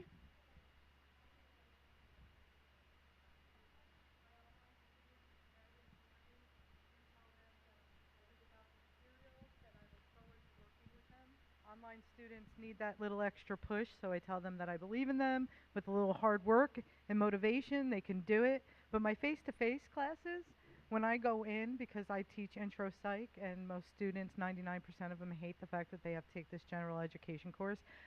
At the start of class, I tell them what we're going to talk about, the topic that we're going to cover, and I tell them how exciting it is and how, you know, I get like really motivated about it, and I'm very, you know, expressive in my body language, so I'll be using some of these things that when they see me get excited, I'm like, it's so freaking cool. And they're like, yeah. By the end of the class, I hope to have them applauding. Not always, but it happens sometimes. And as it should. I love it. Thanks, Mindy. Patrice? One of the things I do, one of the things I do is I bury grammatical errors in my syllabus, and then I give them extra credit if they find them. The old everybody makes mistakes and mistakes are for learning, getting them engaged in the syllabus. Okay. Excellent. Oh, we've got more examples. All righty. Yes. Talking about mistakes, just this week, thank you. Just this week, last week, I mean, I asked my students, how many mistakes should you make a day? And of course, each one said 1, 2, 10. They said at least 5. Why? It's a learning experience, and that shows that we are human. So that will give them the permission to make a mistake, and it's okay, but you have to learn from it. I love it. Embracing failure. We learn a lot from our failures, but somehow we just try to ignore those. Susanna? I borrowed this with permission from someone, Dan Klein, University of Alaska, in case any of you know him. I have like 3 or 4 paragraphs now on this is a group process. We're all in this together. Sure, you're going to make mistakes. You might feel overwhelmed. Here's some things you can do. It's all sort of hippie stuff. And I think it's good, although I did hear from the students in this semester say, well, you're not that hard. And I think it may be because the syllabus changed. Okay, great, thanks. All right, we'll take one more, and then we're going to move on if that's okay. All right, Joseph, here you go. Something I do specifically for my course, I have an online component for my math lab that I use for my students. And I think sort of like what you do with showing the graphs of statistics of past performances is really important. So something that I do with my class is see the correlation of the amount of time that someone spends in my math lab doing that extra work, seeing how it how their grade relates to that extra practice that they spend online. So every semester I do take that time myself to show statistically that the people that actually worked with the My Math Lab online did much better in the course as opposed to those that didn't spend the time. Great. I love it. Excellent. Great ideas. I'm going to share with you a couple of ideas that I have in addition to, which are related to some of what you talked about, but I want to just kind of give you a few other things to think about. This is about including campus resources. So again, I think making it easy. I know that all this information is on the website, but sometimes it's tricky to find. So I like to include it right in front and center for the syllabus for students to access easily. So I try to include that. I usually do it in a table format like this, and I always put myself first because I should be one of the most important resources for them in the class. And think about, like librarians often, we forget about the value that they add in helping students see that. So you can, you can see that they're hyperlinked directly to get more information so they can see the specific hours and things of that nature. I find that to be helpful.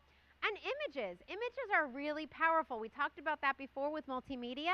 Well, it's true on the syllabus also. If you put an image on the front page of your syllabus, it just kind of has a much more inviting message, I think, that students will receive. So in this is the student success course, putting an image of them graduating, letting them see that image. Like, this is where you're headed. I had a biology faculty member who was teaching, I think, A&P, and she had this cool skeleton in front of her syllabus, like something that kind of draws them in and is related to your course content. Thinking about using a picture of the textbook. How often students are worrying, did I get the right one? Well, this eliminates a lot of those kinds of problems. So throwing in a copy of the text. I like to use pie charts. Students often struggle with the weighting of assignments to understand how much different assignments count. So I've started using a pie chart so they see that each piece of the puzzle, it really matters. Like this is all adds up to the final grade at the end. In addition to that, I think adding a rationale, answering the why question is really motivational for students. When they see that there's a lot of different kinds of assignments and they don't understand why it is that they're doing what they're doing, why you might be asking them to do it, their motivation is not as high. But when you put in there some rationale about here's what we're going to do this. So why? Because we can't there's no way to possibly do it all in just the 3 hours a week that we have.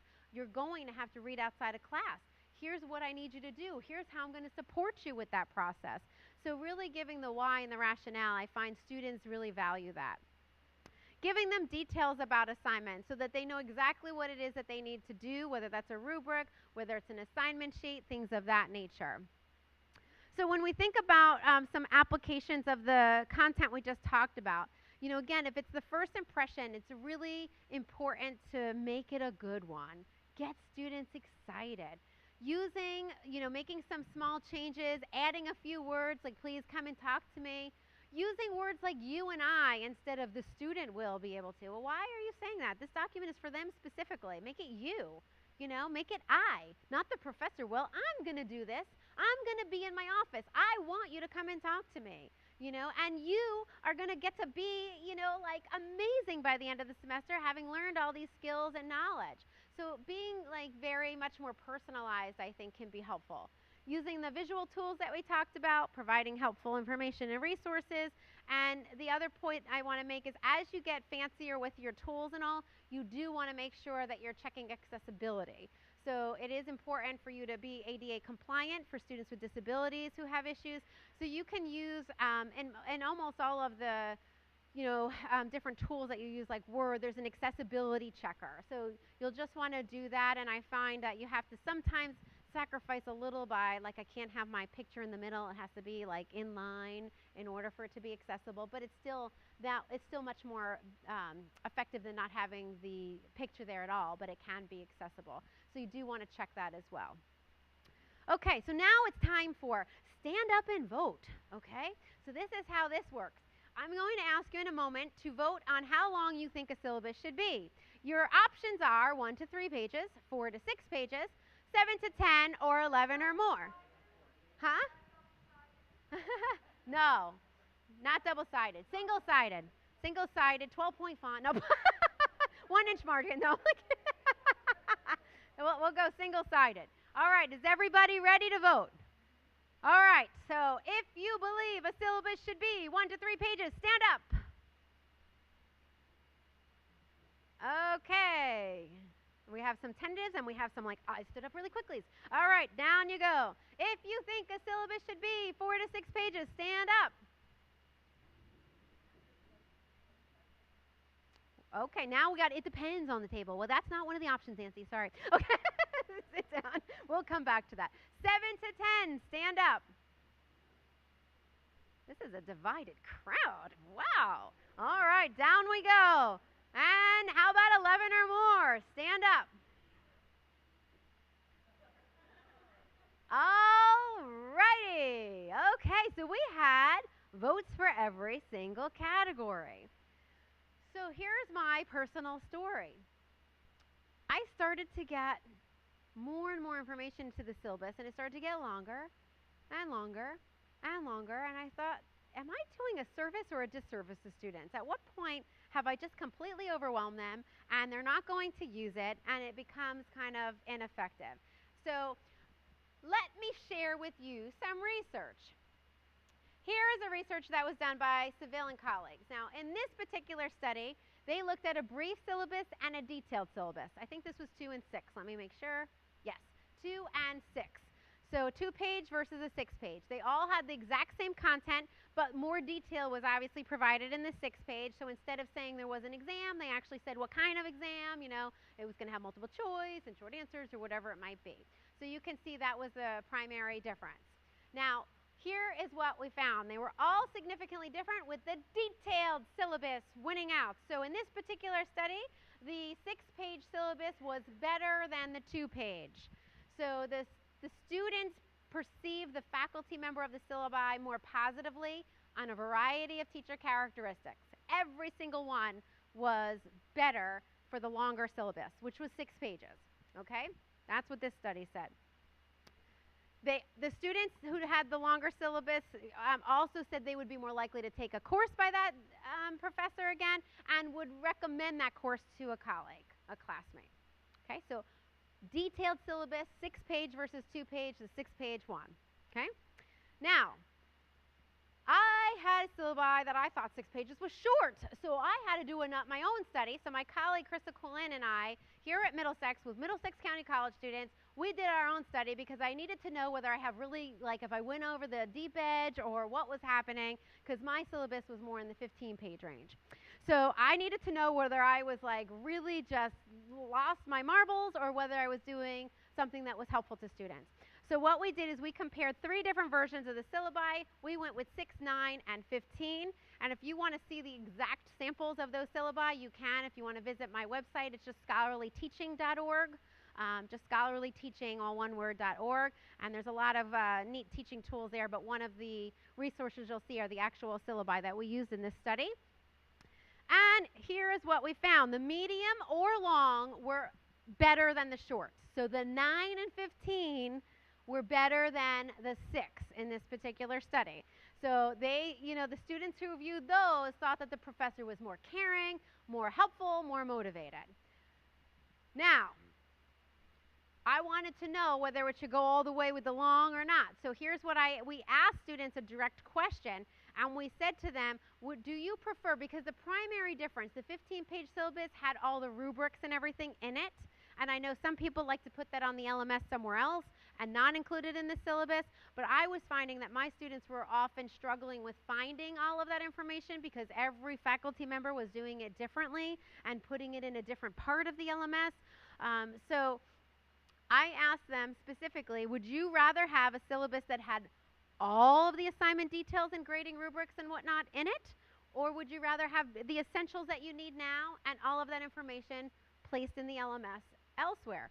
And from this slide, you can see that the majority of students, 66% of the students, said they prefer the longer version with all of the information in it. So what that means is the 15, the group that had the 11 or more, there's research support behind you, David and Margaret, so you have good company with the research kind of supporting that. But, Nancy brought up maybe it depends on what it is that you're teaching, and we have all different kinds of ways of putting this information. So I'm not saying that it has to be this way, and 33% of them, they didn't like it that way. So we're never going to please all of our students all of the time. But I have found through the research and through my personal experiences that students generally want the details. You already have it up here in your mind. Giving it to them is often a gift. So giving it to them in the beginning of the semester in a well-packaged document can really be very helpful. So when you do these kinds of things, students are usually appreciative of it. Okay, so now we're going to get to the issue of addressing the syllabus. So what do you do? Because I have all faculty, all the members all the time coming up and saying, do you really think that your students are reading all 15 pages of your syllabus? And I'm like, I don't even want them to read all 15 pages of my syllabus on day 1. That's not necessary. They don't need to read the entire textbook today either. Guess what? The textbook and the syllabi are resources for the course. I want them to know how to use these resources when they need them so that they go to them and use them as appropriate. I don't need them to memorize the 15 pages in the syllabi. They need to know what kind of information exists in there. There are a couple of key things they're going to need to know on day 1, but a lot of it they will not need to know until later on in the semester. So I think the way in which we use the syllabus in class really makes a big difference. So I like to get students engaged with the syllabus on day 1. I think it's a giant, horrific waste of time to go over the syllabus because they can read it themselves. So I know they may not, which is why I think it's a great idea to do an activity around it. So what I have been doing in my class, my favorite syllabus activity actually is the Jigsaw Classroom. So let's just pretend, I would put the 3 of you into a group. You'd take pages 1 to 5, 6 to 10, 11 to 15. Then I would break them out. For those of you who aren't familiar with the jigsaw, what happens is all the 1 to 5 folks, they come over here to this table. All the 6 to 10 folks go over there to that table. All the 11 to 15 go over there to that table. So now you have all the, quote, experts working on that section of the syllabi, and their job is to identify the key elements on those pages that they are going to report back to their initial team members on. So I give them maybe 15 minutes or so in their groups to get to know each other and identify. As they're doing that, I'm coming over and I'm checking on them and I'm like, did you notice this thing here right here? That's really important. Bring that back to your group. So if they didn't get that, you're directing them a little bit. And then when they go back to their home-based group, their initial group, each person's got a couple of minutes to share the key parts of the syllabus with the other members. I love it for a couple of reasons, because we know icebreakers are really important for them to get to know students. It's great because I formed a convenience group here because the three of you happen to be sitting next to each other. But guess what? For the 20 minutes that the group work happened, you're only together for 5 of it. And you've already ventured out to meet people that are sitting in different parts of the room. You got to know them a little bit before you engaged in that activity. So I really think that that's a powerful strategy. I love that jigsaw classroom exercise. I think it works really well. Now, we can't stop with just day 1 activities related to the syllabi. We need to also use this if we really believe it's a resource throughout the rest of the semester. So I will often have students, my students know that you need to make sure you have access to your syllabus. I don't care if it's printed, I don't care if it's on your phone, as long as you have access to it, I'm good. You need to have your textbook, you need to have your syllabus, and you need to have some kind of like note-taking device, whether it's a laptop, a tablet, a piece of paper, and a pen. I don't care. Those are the things you need to have in all my classes. And then what I will do in the beginning of class is, this could happen after that dusting off the cobwebs exercise I told you about before. I might say, and it may not be every week that we do this, but maybe I know a big project's coming up. So I might say, it is syllabus check time. Syllabus check time means you talk to a partner about what's coming up next. What is the big project that's coming up? Now what page on the syllabus are all the assignment details? Go look at page 11 where you'll see all of the details about that. The two of you are going to talk about it for a moment and discover whether or not you have any questions for me about this so that I know that you're all set and ready to roll. So again, they take a couple minutes and then they ask me questions. I might ask them questions. So when is that due? How many sources might you need? Who's going to help you with that? So I'll ask them questions back also, and we'll do that periodically as we move throughout the semester. So this is the last time you'll have a chance to wrap up. I'm going to give you about 3 minutes for this conversation at your tables, and I will ask for a couple of you to report out some strategies that you use. So think about how you introduce the syllabus or how you might do that and how you can utilize it throughout the semester. So do another quick turn and talk. I'll give you about 3 minutes for this one, and then I'll ask for a couple of you to share. All right, so I am going to ask just for a couple of you to share your ideas about things that you do that you think others might benefit from hearing about. So what are some ways that you use the syllabus or you're thinking about using the syllabus either on the first day or throughout the semester? Yes, let me come over with the mic so everybody can hear. So on the last day before the exam, I use my syllabus and the learning objectives to go through the learning objectives and say, what do you know about this? What do you know about that? What do you know about that? And they do the review themselves based on the learning objectives. That way I know that they completed them. Ooh, I love it, love it, love it. Excellent. Who else wants to share? Yes.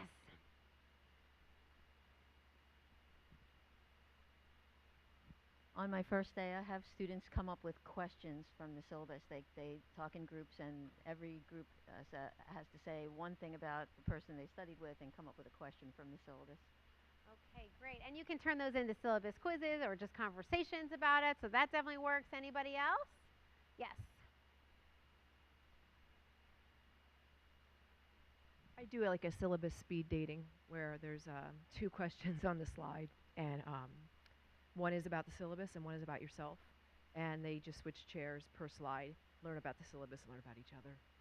Oh, I love it. That's great. And I love using the syllabus as the icebreaker on the first day, because it's about the course. I'm not a big fan of the icebreakers that are just about the people. I think that's important for us to get to know one another. But our time in class is just too precious. If I can accomplish 2 goals at once, with them better understanding the resources and what the class is all about, and also get to know each other, then I am like really happy. That makes me a happy camper on day 1 if we've accomplished that. So I really like to see that happen. Okay, so at this point, I want to just pause to see if anyone has any questions or comments about the syllabus. Yes.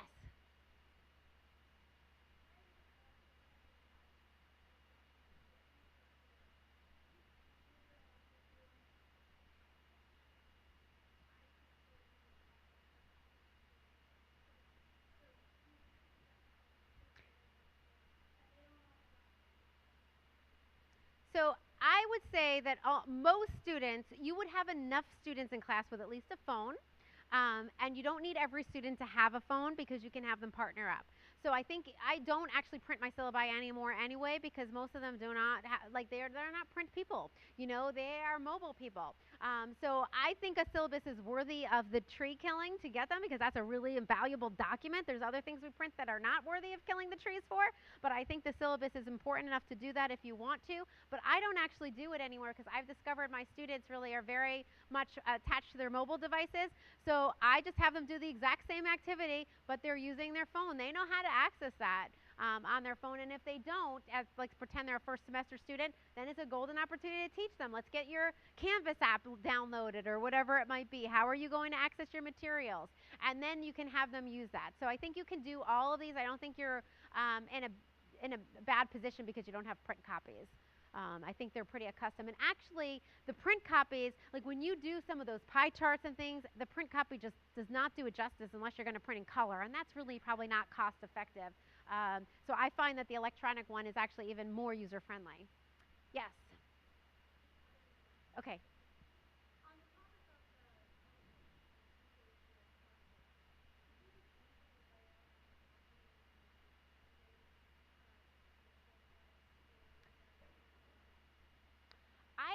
I am not an expert on that, so I'm not sure, but I have not encountered that to be a problem. So when it's uploaded into Canvas, students seem to be okay at accessing it on the mobile device. I don't know if anyone else has expertise on that.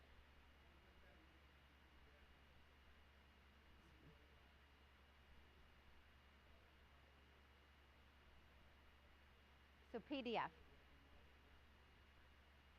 Okay, thank you. PDF. Yes. Yes. Okay, any other questions on the syllabus? Okay, so we have about 20 minutes left, 23, I guess, technically. So what I want to do is I want to give you time at your tables again to wrap up the day, and you have a couple of things that you want to do. If you haven't yet finished those assessments, you still have a little time to get those done. So put the final touches on those. Your facilitator should be trying to get that information from you as best as you can. I also want to encourage all of you to redesign your syllabus, and if you do, please email me or Donna. I'll throw my email address up there again, and Donna's too when I'm done talking, so that you have them. I'd love to see the before and after shots. It's great to see those, and when you send them to us, let us know if you're giving permission for us to share those or not. Susanna?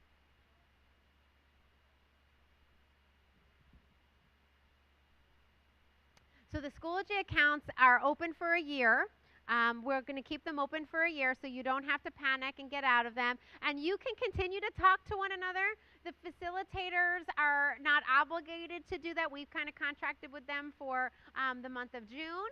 But if they're willing to give you feedback on something, that's up to them. And if they're not able to, Donna or I are happy to also give you feedback on something. Because I don't want to make promises that I can't keep. But they have been very incredible with their time. Yes, Cindy. Yeah, so in Schoology there are many resources, including the PowerPoints from last time, the PowerPoints from today, that syllabus checklist I referenced earlier. It has sample syllabi, there's all kinds of things. And what we can do is share what you came up with all of the other groups too. So we have to just kind of figure out what we're going to do and the best way to do that so your patience during that process is appreciated. So if you give us something and you're like, hey, I don't see this shared yet, we need to kind of figure out the best way to share it. So please know that we want to use this in the best way possible, but we're not completely sure what that's going to be yet. Yes, Mindy? My personal website is scholarlyteaching.org. Scholarlyteaching.org.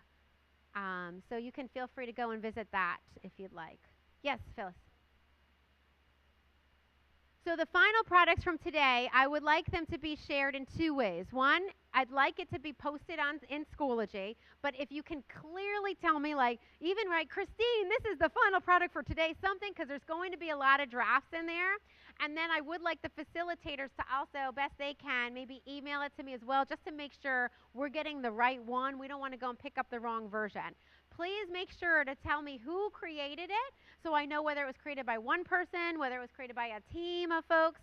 and then let me know whether or not you would want it shared anonymously or whether you want credit for it. Whichever way you want is totally fine with me. Again, I can't be completely sure of what that's going to look like. It might be on the website, it might not, it might be shared, you know, behind the scenes when people ask. I'm not sure what that's going to look like. But the same thing with sample syllabi. I think other faculty would really benefit from seeing some before and afters. So if you want to share some of those with us as well, I think that would be great too. Now that I don't expect you to be sharing today, because I think that's going to take a long time for the rest of the summer. But if we could say by, you know, September 1st or something, anyone who has something revised, you can send me a revised assessment. You can send me your syllabi. I'd love to see it. It would be great. It'd be a real treat for me to get to see all of that work. Other questions for me? Okay, so you have 20 minutes. So if you are done with your assessments, you have time to talk at your tables more about the syllabi or the teaching methods. At 3 o'clock, we'll wrap up. Donna wants me to remind you that we are a grant-funded organization, so we do need to have your name tags back. We recycle. So if you can either leave them on the table or bring them up to the front. And I think there were 2 things on my list, Donna. What's the other thing I'm supposed to remember? Oh, yes, I already did that, so look at me. I'm on top of things. And, you know, before folks come out, is Patty out there too? You have to come in. Can I just say that I love these ladies? So come on, where's Patty? Come on. Is she coming? So Donna Rogalski and Patty McMahon, if we could please give them a giant round of applause. So Patty McMahon is our part-time research associate, has been helping us with some behind-the-scenes things these last couple of months. And Donna Rogalski, I think you all know, is the assistant director. She is staying on. I think I told you all that I'm finishing up, I mean, not technically to August 15th, but pretty much at the end of this month, there'll be like, you know, I'll be behind the scenes after that. Dr. Jake Farbman, who's been working at the council for almost 20 years, has been shifted from the director of communication to the executive director of the Center for Student Success, so he'll be taking that position over on July 1. I am heading back to Middlesex here, so I'm coming back home to my faculty position. Psychology I teach and student success. I also direct our Teaching and Learning Center, which is called CELT here, the Center for the Enrichment of Learning and Teaching, and coordinate our first year seminar course. If there's anything I can do, you know how to reach me. I'm happy to still talk with you even beyond my time at the state level. I just love this stuff and care deeply about it. So I'm going to say thank you to all of you, give you your last 20 minutes with your facilitators, and I hope I didn't ruin your summer. Yes. Yeah, I'm going to throw my emails up there for you. Okay, thank you so much. Oh, thank you. And this is my last gig, oh, in this position. So thank you.